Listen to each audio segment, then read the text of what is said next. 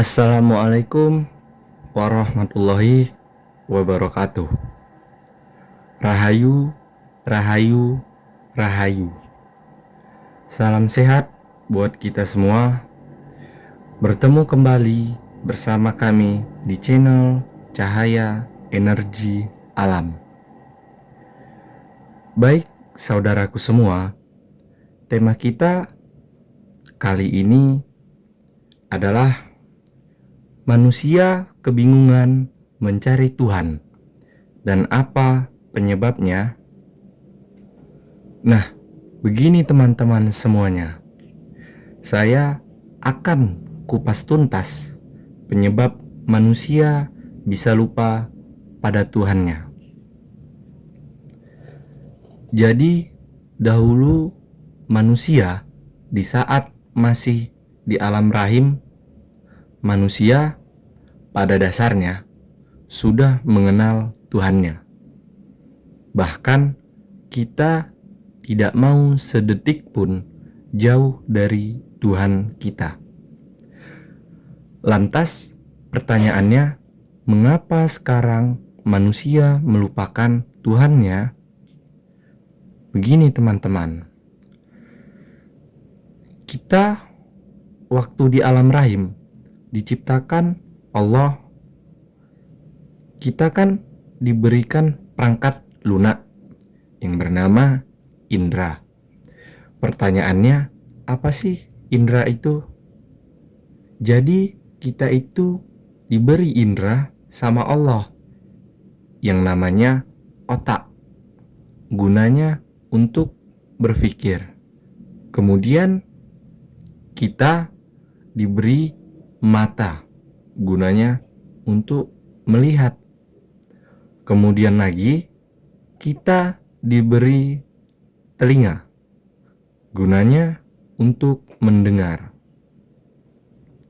Selanjutnya kita diberi hidung, gunanya untuk mencium atau bernafas.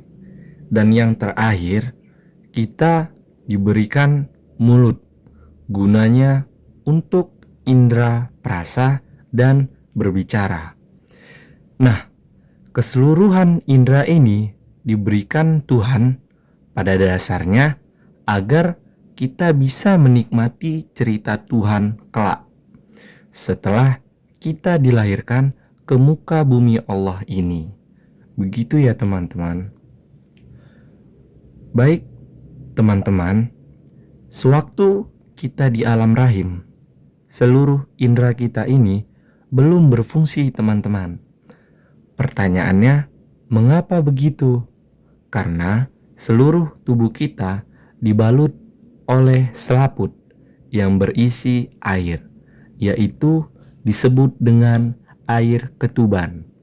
Jadi logikanya, seluruh indera belum dapat berfungsi, masih ditutupi selaput dan air ketuban.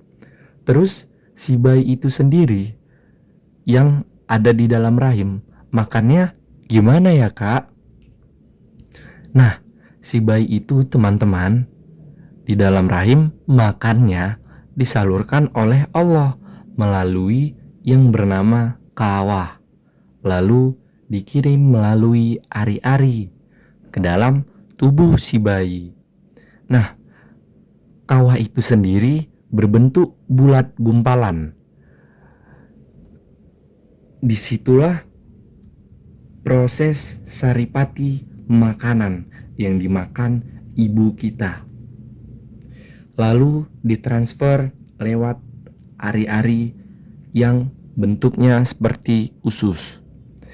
Kemudian masuklah makanan ke dalam tubuh si bayi tersebut, sehingga mendapat asupan gizi untuk pertumbuhan si bayi di dalam alam rahim.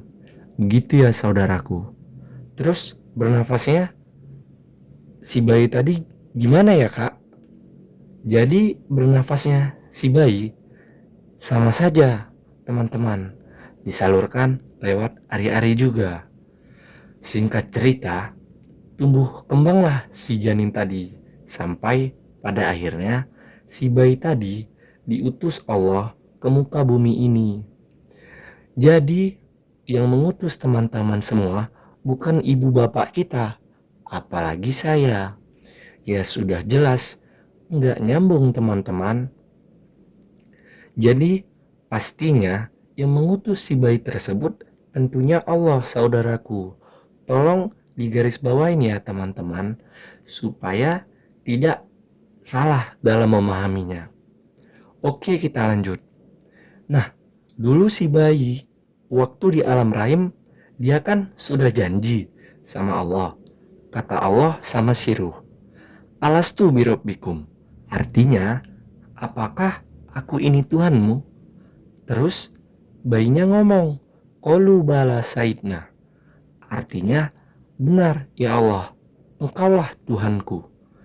Itulah janji setia kita kepada Allah sewaktu di alam rahim ibu kita. Begitu ya teman-teman. Setelah itu, si bayi tersebut diutus Allah ke muka bumi teman-teman. Pertanyaannya, apa itu bumi? Bumi itu ialah alam hawa nafsu teman-teman. Nah, pertama kali yang terjadi kepada si bayi saat dilahirkan ke muka bumi, yang ia rasakan adalah tangisan si bayi. Oe, oe, oe. Artinya satu indera atau rasa sudah berfungsi di tubuh si bayi. Begitu ya teman-teman. Sampai di sini bisa dipahami ya teman-teman. Karena begini teman-teman, kalau bayi di saat lahir dia tidak menangis, secara ilmu kesehatan si bayi tadi bisa cacat teman-teman. Dan kemudian bisa bisu sampai dia tua. Kemudian tangisan tadi juga adalah isyarat awal mulanya manusia lupa dengan Tuhannya. Oke, kita lanjut lagi. Nah, bumi inilah yang dikatakan alam rasa atau alam nafsu yang sesungguhnya. Jadi, seluruh indera kita yang bernama mulut, hidung, mata, telinga, otak, berjalan waktu harus bisa terkoneksi di muka bumi kita ini atau alam nafsu ini. Karena kalau tidak terkoneksi, maka si bayi tadi tidak dapat merasakan sesuatu. Padahal kita sekarang berada di alam rasa atau alam nafsu. Jadi indera kita harus berfungsi teman-teman. Sampai di sini bisa dipahami ya teman-teman. Oke, kita lanjut lagi. Satu demi satu, aktiflah indera kita ini. Mulut mulai berbicara, telinga mulai mendengar, mata mulai melihat, hidung mulai mencium. Artinya, fi ahsani taqwim. Kita ini sesungguhnya makhluk yang paling sempurna dibandingkan makhluk lain. Oke, kita lanjut lagi ya teman-teman. Ikuti cerita saya pelan-pelan agar teman-teman tahu siapa yang biang keroknya sehingga kita bisa melupakan Tuhan kita. Nah, ceritanya indera si bayi tadi kan sudah berfungsi teman-teman. Indera mata kita ini mulai memandang. Terus si mata tadi melihat mobil lewat. Kata si mata tadi, alamak cantik kali mobil ini. Kan gitu teman-teman. Kemudian hati berkata, iya juga ya, kata si hati atau si jiwa. Setelah jiwa berkata di dalam hati, direspon lagi oleh otak. Apa kata otak? Ntar lu ye, kapan lu enggak gua dapetin? Itu kata si otak, karena fungsi si otak tukang ngakal-ngakalin. Nah, terus indera penciuman atau hidung enggak mau kalah teman-teman. Apa kata hidung? Ini kayak bau busuk ya. Terus direspon lagi oleh hati. Sepertinya ada yang buang angin nih. Kemudian direspon lagi oleh otak. Apa kata otak? Kemudian si otak mulai cari akal lagi. Kapan lu gak gua balas? Entar silap gua buang nih angin gua deket lu ya. Begitu teman-teman. Tolong diikuti pelan-pelan ya teman-teman, biar kita paham apa penyebab kita bisa lupa dengan Tuhan kita. Begitu juga indera yang lain. Mulut mencicipi makanan, kemudian hati berkata-kata dan otak mulai bekerja, mencari akal untuk dapat bisa makan enak lagi. Telinga juga begitu, dengeri orang ngomong, hati berkata-kata. Apa kata hati? Nih sepertinya nyindir gua nih orang. Nah kemudian otak juga merespon, bekerja akalnya lagi. Kapan lu nggak kena sama gua? Ntar lu tunggu tanggal mainnya. Jadi begini teman-teman, dari cerita indra, semuanya yang terkoneksi di alam rasa ini akan memunculkan dua cerita teman-teman, yaitu cerita positif dan negatif, atau cerita baik dan buruk. Nah, semua ini tergantung bagaimana keimanan kita pada Tuhan. Kesimpulannya begini teman-teman, yang membuat manusia lupa terhadap Tuhannya ialah di saat indera manusia tersebut berfungsi, kemudian seluruh keinginan manusia tadi teman-teman berawal dari kerja indera kita tersebut, sehingga manusia banyak sekali keinginannya. Misalnya tadi, mata lihat ini pengen memiliki, telinga dengar ini pengen mengetahui, hidung cium ini pengen nyobain. Jadi begitulah kerja si indera tadi atau perangkat rasa alias nafsu manusia teman-teman. Sehingga kita lupa kepada Tuhan kita. Padahal dulu kita di alam rahim berjanji setia. Tetapi begitu kita pindah rumah atau masuk ke alam dunia, langsung kita melupakan Tuhan kita. Bisa dipahami ya teman-teman semua, apa penyebabnya kita bisa lupa dengan Allah?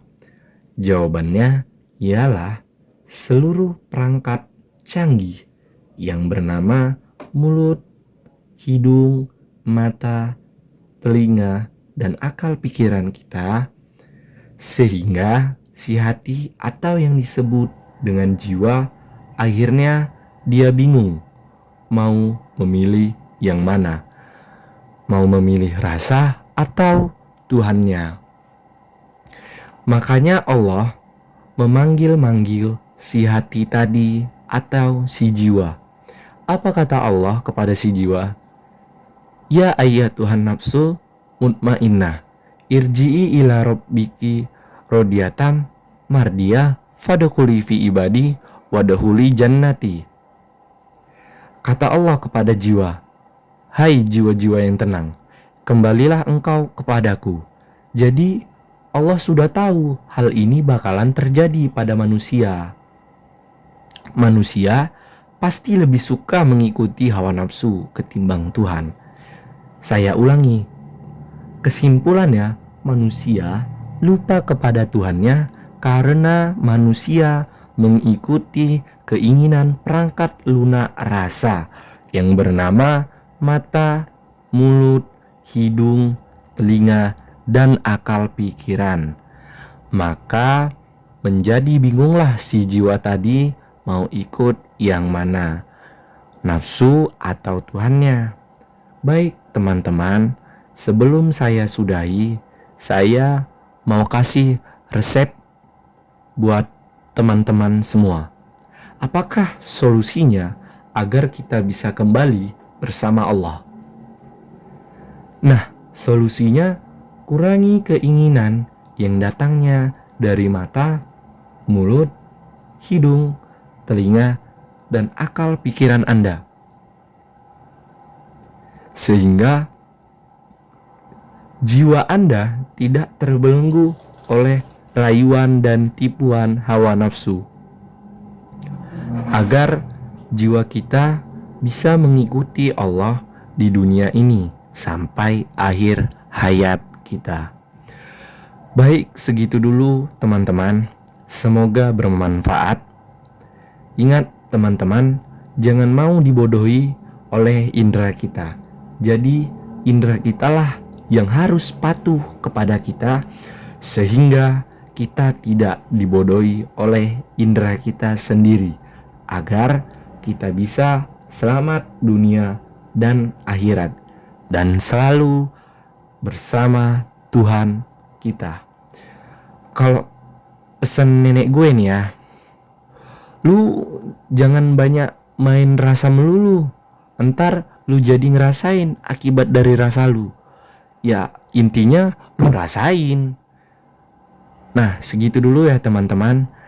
Terima kasih sudah menonton video saya. Bagi yang baru bergabung, silahkan buka channel kami agar dapat mengikuti konten-konten kami yang sebelumnya.